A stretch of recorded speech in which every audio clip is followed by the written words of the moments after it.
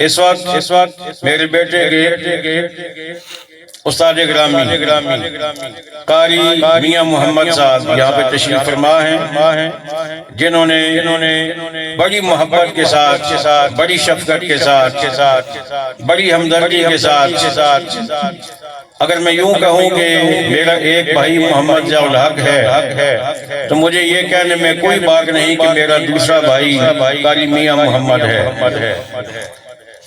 جس خلوص کے ساتھ یہ میرے ساتھ چل رہے ہیں، اللہ تعالیٰ اس کو قبول فرمائے۔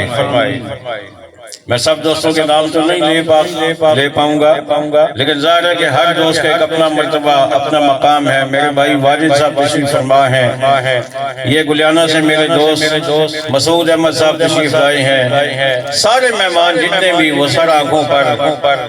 تو میں محترم جناب قاری صاحب کو دعوت دوں گا، گزارش کروں گا کہ وہ بھی اللہ کی لارب کلام میں سے ہمیں کچھ آیات بینات کی تلاوت سنائیں، تاکہ امن جی کا جو تعلق قرآن کے ساتھ تھا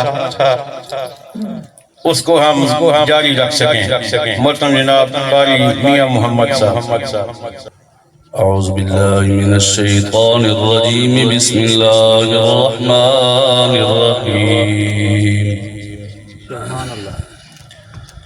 صاد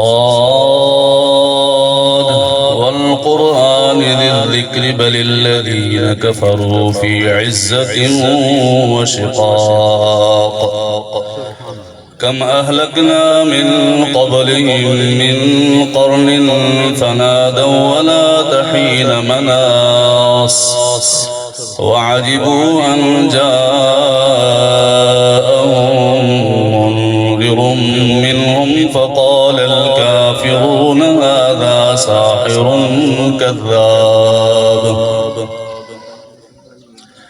أجعل الآلهة إلها واحدا إن هذا لشيء عجاب، وانطلق الملأ منهم أن امشوا واصبروا على آلهتكم إن هذا لشيء يراد، ما سمعنا بهذا في الملة الآخرة إن هذا إلا اختلاق، أنزل عليه الذكر من بيننا بل هم في شك من ذكري بل لما يذوقوا عذاب، أم عندهم خزائن رحمة ربك العزيز الوهاب، أم لهم ملك السماوات والأرض وما بينهما فليرتقوا في الأسباب، جند ما هنالك مهزوم من الأحزاب، كذبت قبلهم قوم نوح وعاد وفرعون ذو الأوتاد،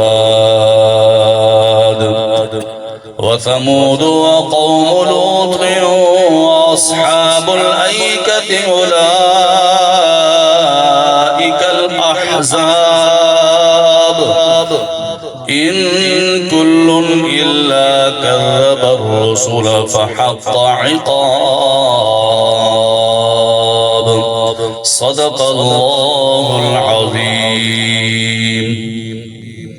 ماشاءاللہ، جزاک اللہ۔ محترم جناب قاری میاں محمد صاحب ایک اور ہی انداز میں کلام الہی آپ کو سنا رہے تھے۔ کلام الہی پڑھنے کی بھی مختلف انداز ہیں، اور کہتے ہیں کہ ہر گلے را رنگ و بو جگر است، ہر پھول کا رنگ اور اس کی خوشبو دوسرے سے مختلف ہوتی ہے۔ اللہ تعالیٰ ان کو بے شمار رحمتیں عطا فرمائے۔